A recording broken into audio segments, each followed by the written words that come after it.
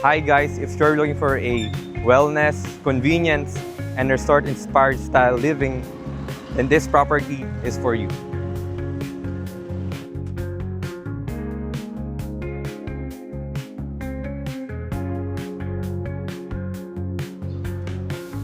Hi guys, DMCI Homes by Kenneth Seron, and we are here today at Satori Residences, right in the heart of Pasig City, right alongside F. Pasco, Barangay Santolan. And let's go and see the rest of the property.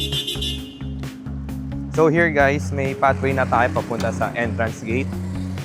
And here we can see the security gate manned by our security personnel 24/7. So like sa DMCI Homes properties na iba, same na rin siya, 24/7 yung security. So you don't have to worry about coming home late or coming home early in the morning. Let's go inside.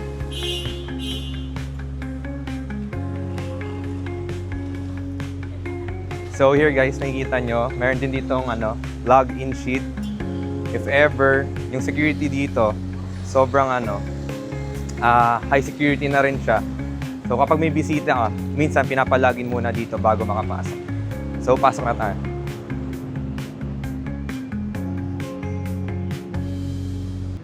Here in my left side, makikita mo yung road papunta sa mga properties ng Satori Residences. Here, makikita nyo na yung plants, trees, and grass. Tapos may walking pathway na rin siya. Or pwede ring jogging pathway if you like to exercise in the morning or in the evening. Yan. So, yung first building is the Amani Building. So, low density, high-rise building lang siya. Nasa 14 to 15 residential floors siya. So, tingnan natin.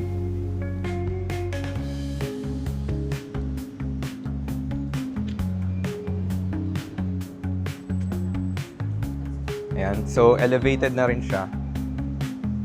Tingnan lang natin ng saglit yung property. And as we enter, we are greeted by the reception area. And may reception personnel na rin dyan. So, ayan, may tables and chairs na rin. If ever may guests kayo, they can comfortably wait for you. So, here meron na ring mirror dyan sa design. So, ito yung residential area ng Amani Building. So, ayan, 60 to 40 yung space ratio. So, 60 open space and 40 residential space. So, meaning, may privacy yung mga residents.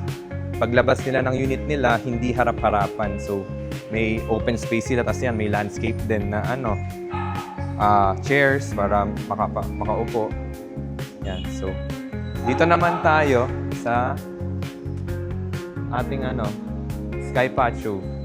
So, in every DMCI Homes condo, majority may sky patio to maximize the Lumivent technology. So, yung Lumivent technology is lumen means light and vent means ventus. Kumukuha siya ng natural light and airflow para may breezeway sa mga units natin. So, yan. So, lakad lang tayo ng sandali. And check lang natin yung the rest of the building. So here, right in the middle, may 4 high-speed elevators tayo.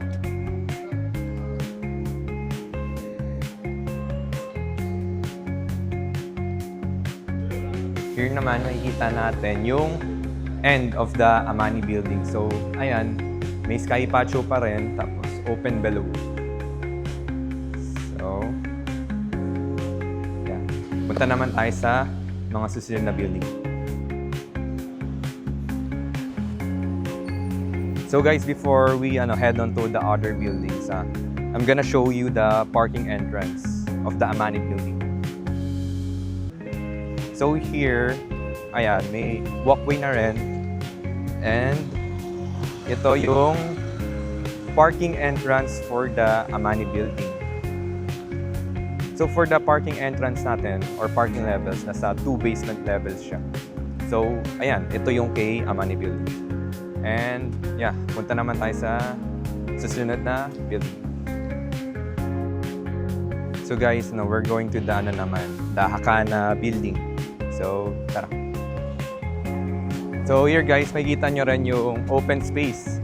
Sa kay Satori Residences, 70 to 30 yung open space. So 70 open space para sa amenities, then 30% sa residential building. So dito makikita nyo kung gaano kalawak yung open space. Ayan. So meron na rin siyang trees, grass, walkway. As meron na rin mga street lights. Here guys, on my right side, you can see that jogging pathway. So, if ever you want to jog in the morning or in the evening, ito perfect to. And yung niyan, distance niyan nasa 2 kilometers. So, sobrang na rin, malayo na.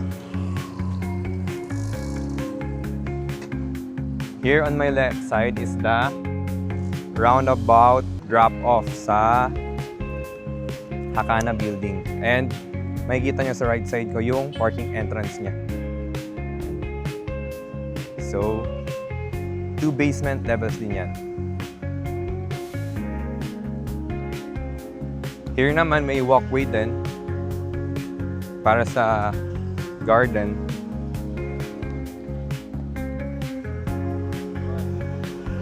And kung mapapansin nyo, dito sa area na to, dahil lang siya, nasa 15 to 14 floors, low density area lang siya.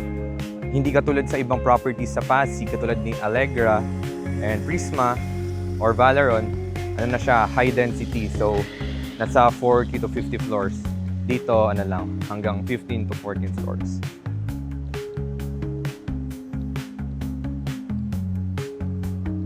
So here yung natin, Hakana building.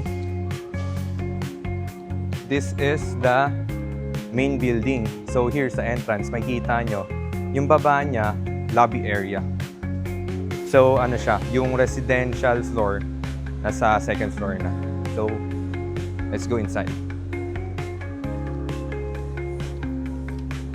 So here right in the entrance, we are greeted by our reception area manned by our reception personnel. Ayan.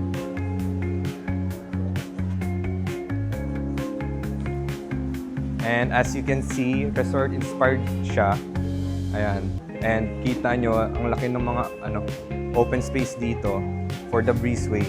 So presko lagi yung mga residents dito or kahit yung mga visitors nyo. Ayan. And let's explore a bit in the Hakana building. Makikita nyo may mga large mirrors na rin.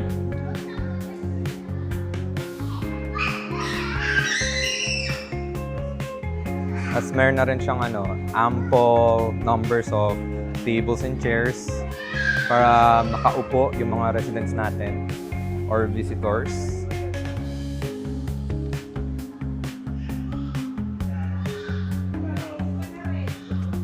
So here guys, we're approaching the the snack bar. Ayan. So yung snack bar natin, siya, pwede siyang business opportunity sa residents dito. And or pwedeng maging coffee shop siya. Depende na lang sa makakakuha kung anong gusto niya itayo. So yan, di pa siya operational. Pero once na may makakuha sa kanya, pwede na siyang i-open. So, dito naman tayo sa right side. Pakita ko lang din yung jogging pathway dito. Here din, meron na rin tayo ditong bathroom.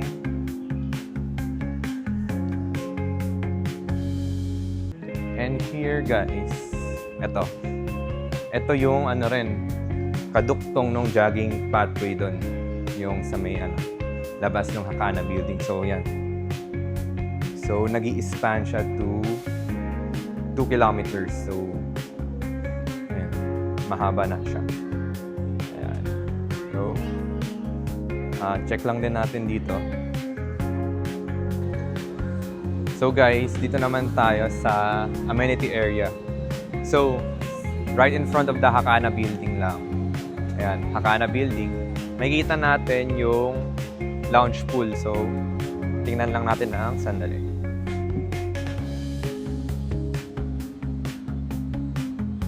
So here, may mga gazebos na rin with chairs. Ayan. Tapos ito yung walkway sa swimming pool.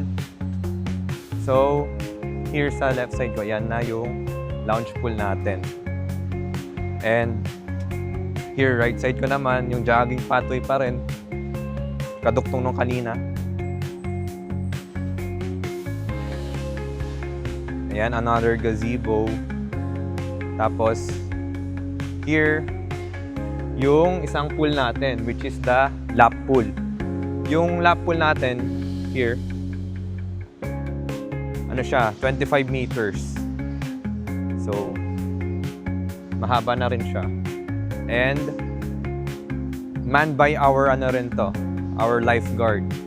So, here naman, makikita natin yung, yan, sunbathing chairs. And, may na rin doon, shower, para kapag tapos ng swimming, pwede na kayo magbanlaw.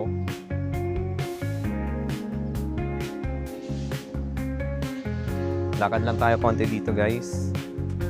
So, kung mapapansin nyo, itong property, sobrang serene and ramdam nyo yung tranquility ng vibe. So, compare sa ibang Pasig City na property na binidyoan ko, ito, more siya, more tranquil. So, yan, may gazebos rin. Tapos, here naman, makikita na yung kiddie pool. So, meron na rin siyang slide. So, if ever may kids kayo, enjoyable na para sa kanila to. So, we're going naman to the play area.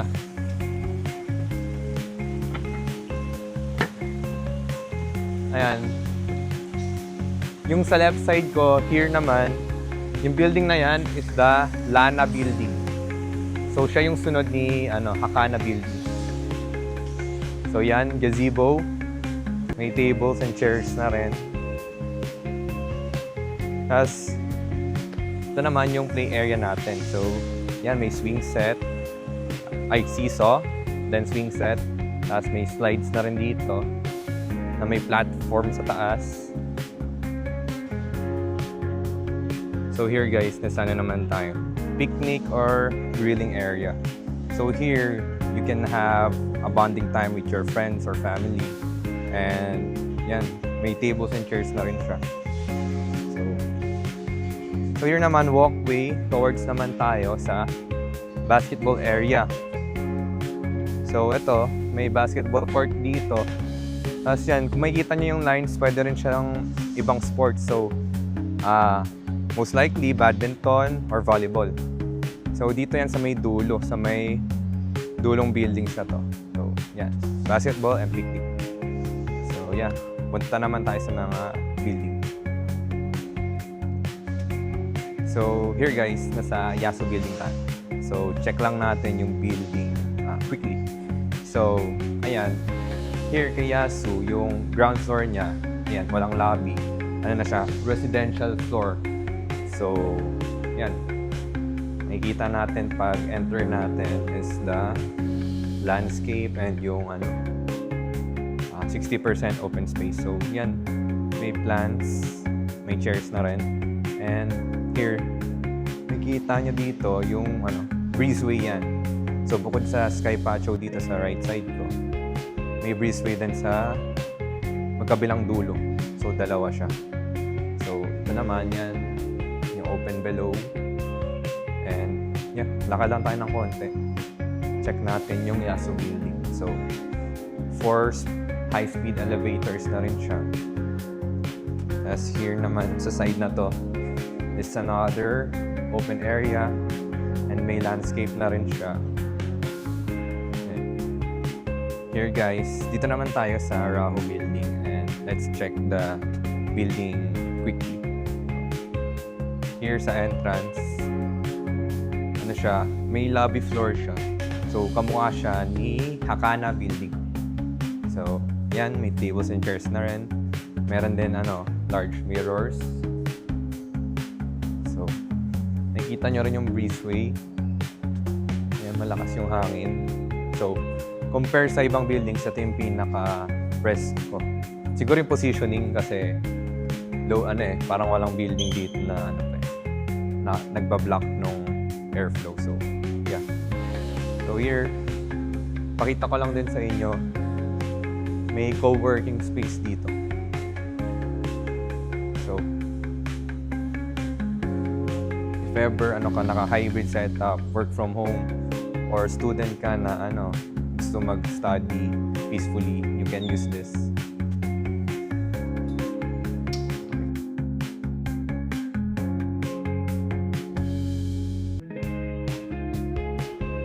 So here naman, 4-speed, high-speed elevators na rin. So,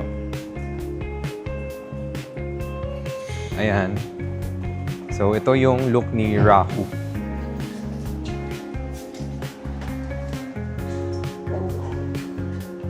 So, dito naman sa park na to, ito yung may residential units. So, bali dito, yan, lobby yan. So, dito sa may loob niya, yan. Ito yung residential floors. So, yan, may landscape na rin. Plants, tas 60:40 space ratio. And yan, open below. So, ayan si Rahu building. Here guys, ito naman yung Lana building. So, siya yung sunod ni Hakana building. Yan. So, let's enter and go see the rest of the building. So, as you enter yan, may tables, chairs doon. Tapos may large mirror dyan.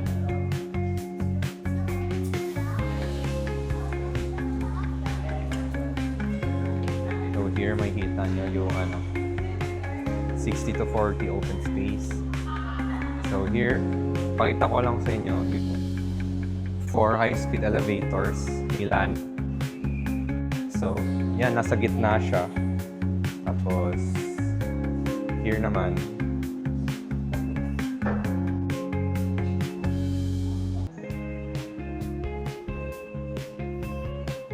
here yung other side ni Lana building. So, same lang siya. Yan, may open space, may landscape sa gitna, plants, then trees, then yan, chairs. And right here is the sky patio. So here yan, yung malaking butas, yung trademark ni DMCI. So guys, we're gonna view a 2-bedroom model unit here in Saturday Residences. So yeah, check lang natin sandali. So here, as we enter, ito yung living and dining area. So ito yung mga recommended designs ni DMCI once you get a unit here in Saturday. So here naman yung kitchen area. Yan. Nasa 7 square meters. So, kapag sa turnover, yung included sa unit mo is yung system cabinets, countertop, provision for range hood. So, meron na rin space for washing machine, ref, and space for the stove. So, lakad naman tayo dito. So, may provision na rin for split type aircon. And yan, here yung toilet and bath design. Yan. Si toilet and bath naman nasa 5.9 square meters. And yung included naman sa kanya is ito, yung toilet bowl, tapos yung faucet, and yung countertop niya. And also shower head and soap bar. So yan na yung included once na ma-turn over yung unit. So, adding on yung living and dining area pala, 17.3 square meters siya. So, malaki na rin. So, here naman may provision na rin for washing machine and space for the washing machine. So, yan. Tapos sa bedroom 1, ito, pwede nyo siyang gawing office area or bedroom. Depende na lang sa inyo. So, yan, may na rin, provision for box type na aircon and space for your cabinet. Ayan. So, punta naman tayo sa main bedroom or the bedroom 1. So, here naman sa bedroom 1, ayan, 10 square meters na to. So, malaki na rin siya. And yan, may provision na rin for aircon, box type. May space na rin for the cabinet. Yeah. Tapos, punta naman tayo sa balcony.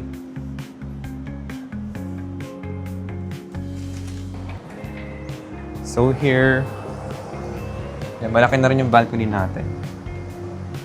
So, na siya, grills pa. So, di pa siya, glass balcony. Ito naman, 8.5 square meters yung balcony natin. So, ayun, malaki na rin. Tapos, yan. Meron din tayo ditong mirror, large mirror. So, yeah. Ayun yung 2BR unit model natin. So, guys, nasa roof deck area naman tayo. Explore natin yung roof deck ng Satori sa Hakana building. So, let's go. So, here, ito yung Sky Lounge. Yan. So, makikita nyo na rin yung views dito. Ayan. So, here, yan, makikita natin yung LRT station. So, yan, makikita nyo rin yung Ayala Mall Feliz doon.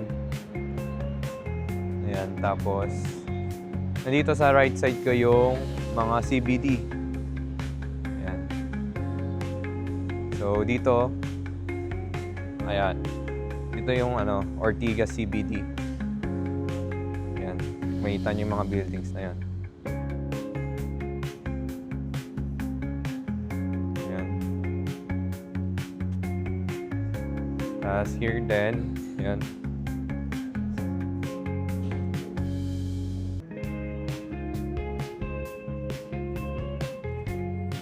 Bali yan, ito yung Ortigas.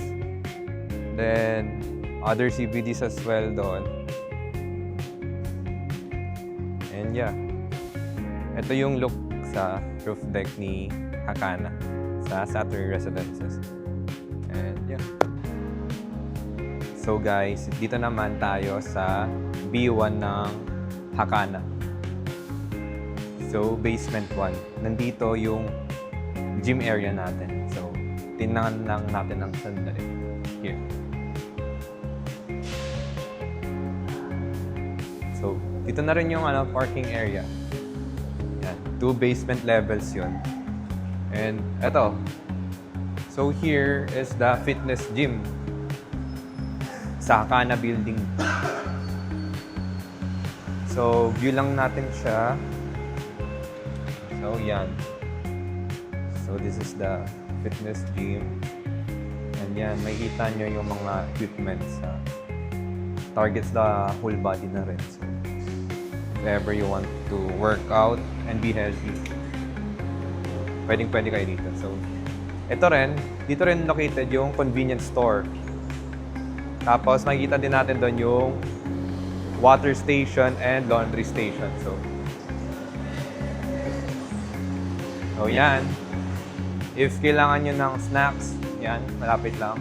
Convenience store, basement level, Hakana building.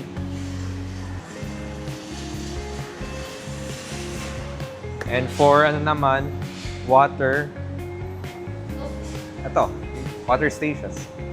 And lastly, ito yung laundry station natin. So, lahat ng basic human needs in your basement level lang sa Kana building. So, very convenient and accessible. And yeah. So guys, that's it for our property tour here in the Satori Residences. So if you're interested, we have 1BR and 2BR available. So for the 2BR, isa na lang. So for our year-end promo, that's 12% DP spread out in 36 months. That's 22,000 monthly. So for the 1BR naman, 12% DP spread out in 36 months, that's 17,000 monthly.